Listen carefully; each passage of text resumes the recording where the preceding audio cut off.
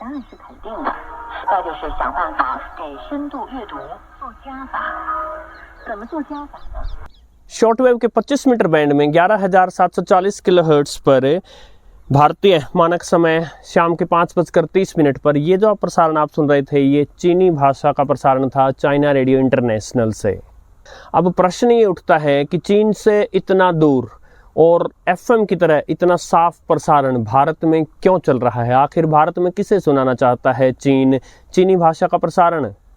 ये एक प्रकार का शक्ति प्रदर्शन है, चाइना की डोमिनेंस, सॉफ्ट पावर का प्रतीक है।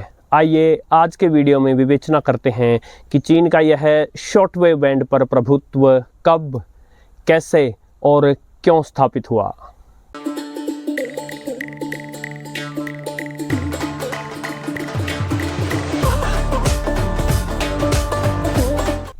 साथियों नमस्कार। आप दिन में किसी भी समय रेडियो को ट्यून कर लें, शॉर्टवेव के किसी भी बैंड पर ट्यून कर लें, आपको कहीं ना कहीं या तो चीनी भाषा में या अंग्रेजी भाषा में चाइना रेडियो इंटरनेशनल मिल ही जाएगा। और इतना पावरफुल सिग्नल आ रहा होता है कि उससे 10 किलोहर्ट्ज़ पहले और 10 किलोहर्ट्ज़ बाद तक जो है वही सुनेगा आपको। और केवल इतना ही नहीं, कई भाषाओं में आपको प्रसारण सुनेगा, हर बैंड पर कई फ्रिक्वेंसीज में आपको उनका प्रसारण सुनेगा और कई सारे बैंड्स पर एक ही समय पर आपको उनका प्रसारण सुनेगा। अब पहली बात तो ये कि रेडियो बनता ही चीन में है, एक प्रकार का अपना एक दबदबा हो गया उनका। और फिर दूसरी बात कि शॉर्टवेव के अलावा भी दूसरे कई अनेक मॉडर्न या डिजिटल मोड्स में भी आपको उनके प्रसारण सुनेंगे, और भारत में नहीं विश्व भर में। तो चलिए जानने का प्रयास करते हैं कि कब से ऐसा शुरू हुआ, शॉर्टवेव रेडियो पर जो है उनका प्रभुत्व कब से स्थापित हुआ और फिर कैसे उन्होंने इसे स्थापित किया और क्यों, इरादा क्या था। सबसे पहले बात करते हैं कब से। तो 3 दिसंबर 1941 को एक्सएनसीआर नाम से चाइना रेडियो इंटरनेशनल जो है उन्होंने अपने शॉर्टवेव के प्रसारण शुरू किए थे।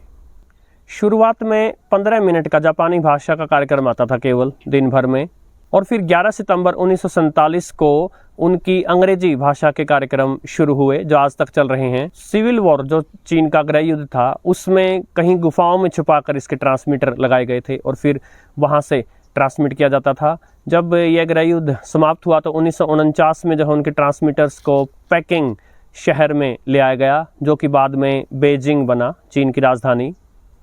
और फिर 1950 आते आते इसका नाम एक्सएनसीआर से बदलकर रेडियो पेकिंग कर दिया गया, जो कि 1983 तक रहा। 1983 में इसको रेडियो बेजिंग नाम दे दिया गया और फिर 1 जनवरी 1993 से इसका नाम पड़ गया चाइना रेडियो इंटरनेशनल, जो आज तक बरकरार है।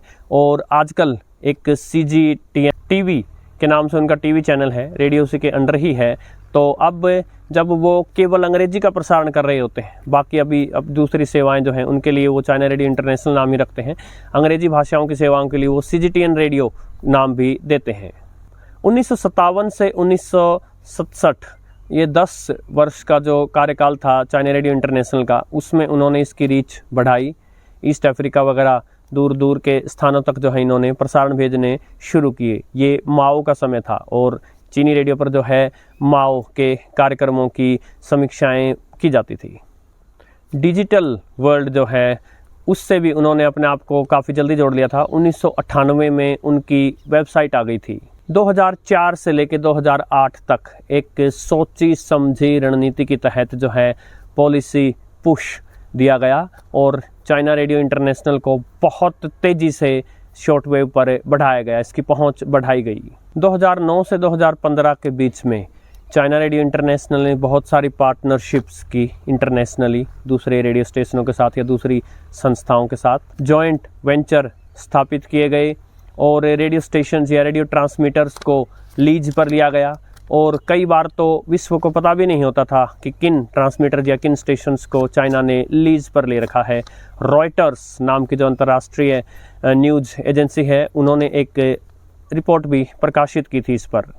विश्व भर में प्रयास किया गया कि अनेक ऐसे रेडियो स्टेशन हों जो चाहे चीन के न भी हों, किंतु वहाँ चीन का गुणगान किया जाए, और वहाँ से चाइना रेडियो इंटरनेशनल को ग्लोबल जायंट के रूप में प्रस्तुत करने का सबसे बड़ा प्रयास हुआ।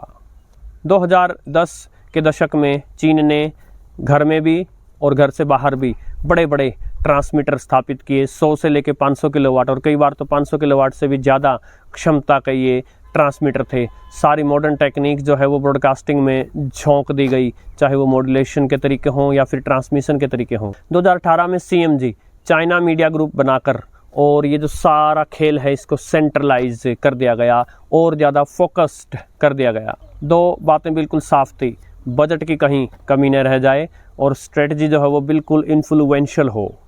2020 का दशक है उसमें जैसे जैसे वेस्टर्न पावर्स शॉर्टवेव को छोड़ के चलती बनी, उन्हीं फ्रीक्वेंसीज़ को चाइना रेडियो इंटरनेशनल ने लेने का प्रयास किया, अधिक से अधिक भाषाओं में और लंबे समय के प्रसारणों को करने का प्रयास किया। अब बात करें कैसे हुआ ये सब, तो पॉलिटिकल विल, राजनीतिक जो है इच्छा शक्ति, साथ में बजट के प्रबंध, फंडिंग और लॉन्ग टर्म प्लानिंग की गई। ये कोई एक दिन में नहीं हो गया, सोची समझी रणनीति बनाई गई जिसमें कि चाइना की सॉफ्ट पावर को विश्व भर में स्थापित करने का प्रयास हुआ। और जैसा कि मैंने कब वाले सेक्शन में बताया, 100 से लेकर 500 किलोवाट के ट्रांसमीटर या इससे भी अधिक क्षमता के ट्रांसमीटर या तो उनके घर में चीन में स्थापित किए गए या फिर विश्व भर में ऐसे ट्रांसमीटर्स को लीज पे लिया गया। चीन में काशी साहिबाग, बेइजिंग, सियान, जिनहुआ, डोंगफेंग, कुनमिंग एट्सेट्रा अनेक जगहों पर अलग अलग दिशाओं को जो है टारगेट करके ट्रांसमीटर स्थापित किए गए। उदाहरण स्वरूप भारत के लिए जो सिग्नल आता है वो काशी साहिबाग की तरफ से आता है। हाई क्वालिटी के प्रसारण दिए गए, हाई पावर के ट्रांसमीटर्स के थ्रू और अनेक भाषाओं में और अनेक फ्रीक्वेंसीज पर अनेक बैंड्स में। और जैसे पहले बताया, जहाँ जहाँ उनका आवश्यकता महसूस हुई वहाँ पर पार्टनरशिप्स की गई, जॉइंट वेंचर्स किए गए, लीज ली गई। एक कार्य उन्होंने और किया, केवल ट्रेडिशनल एनालॉग रेडियो जो है और उसमें भी खासकर शॉर्टवेव, केवल उसी के भरोसे नहीं रहे, वो अपने आप को डिजिटल मोड में भी ले गए, चाहे वो पॉडकास्ट्स हों, चाहे वो डिजिटल रेडियो हो, चाहे वो इंटरनेट रेडियो हो, इंटरनेट स्ट्रीमिंग हो। और एक बार जब उनका कंटेंट बन जाता है तो अलग अलग माध्यमों से सेम कंटेंट जो है वो प्रसारित कर देते हैं। स्ट्रेटेजिक प्रोग्राम बनाए गए और अनेक भाषाओं में प्रोग्राम बनाए गए। छोटे छोटे समूहों को भी इग्नोर नहीं किया गया। आप भारत में भी देखेंगे तो कई स्थानीय भाषाओं में वो प्रसारण करते हैं, छोटे छोटे समूहों को भी टारगेट करने का प्रयास करते हैं। अब क्वेश्चन आता है वाई, ऐसा उन्होंने किया क्यों? तो बड़ा साफ है, अपने आप को जो है विश्व की एक महाशक्ति साबित करने के लिए, अपना डोमिनेंस, प्रभुत्व, अपनी सॉफ्ट पावर दिखाने के लिए। यानी आवश्यक नहीं है कि आप विश्व को लड़कर ही दबा लें, आप विश्व को प्रलोभन देकर या फिर बहका कर या फिर अपने प्रोपेगेंडा से भी प्रभावित कर सकते हैं। तो उनका सांस्कृतिक और वैचारिक प्रभाव जो है वो विश्व भर में फैले और उन देशों में जहाँ चीन के बारे में लोगों को कोई जानकारी नहीं है या नहीं होने दी जाती है, वहाँ चीन जो है अपनी बात और अपना पक्ष प्रस्तुत करे।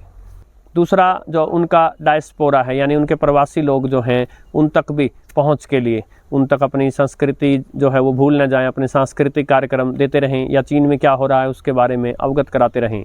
या फिर ऐसा समझ लीजिए कहीं दूसरे देशों में जाकर चीन के लोग जो हैं वहाँ के प्रोपेगेंडा में न आ जाएं, या कह लीजिए कहीं चीन की पोल पट्टी न खुल जाए। और फिर इस तरह का जो प्रचार किया जाता है वो विश्व की दूसरी महाशक्तियां जो होती हैं वो अपना जो प्रोपेगेंडा चलाती हैं उनकी काट करने के लिए। अब मान लीजिए अमेरिका में चीन के बारे में कुछ बताया जा रहा है, लेकिन अगर चाइना रेडियो इंटरनेशनल कोई वहाँ सुनता है तो वो चीन का पक्ष भी सुन सकता है।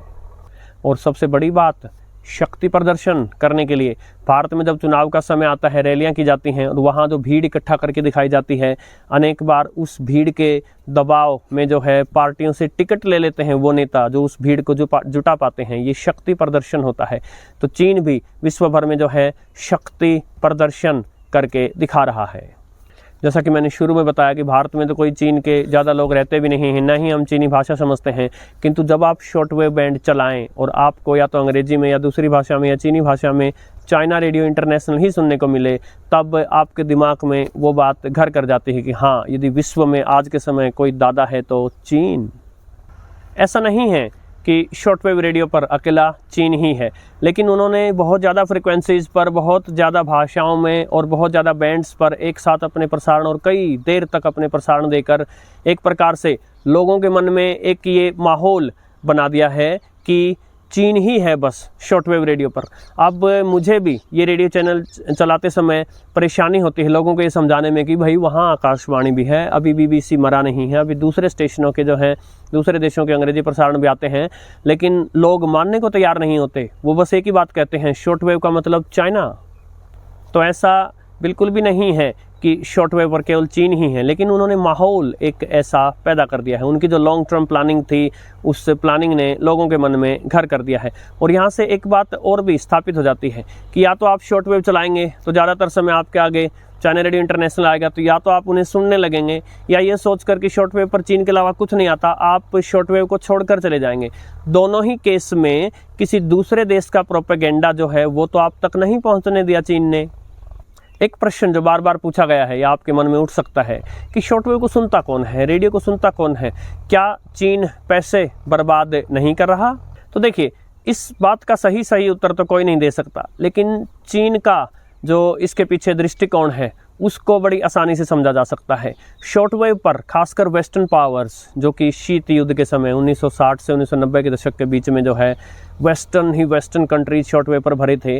अब जब वो वहाँ से चले गए, एक वैक्यूम जो वहाँ, एक रिक्त स्थान जो वहाँ पैदा हुआ, उसको चीन ने बहुत ही एग्रेसिव तरीके से भर के ये साबित किया गया है कि वेस्टर्न पावर्स भाग गई, लेकिन देखिए हम यहाँ हैं, हम आज के दादा हैं।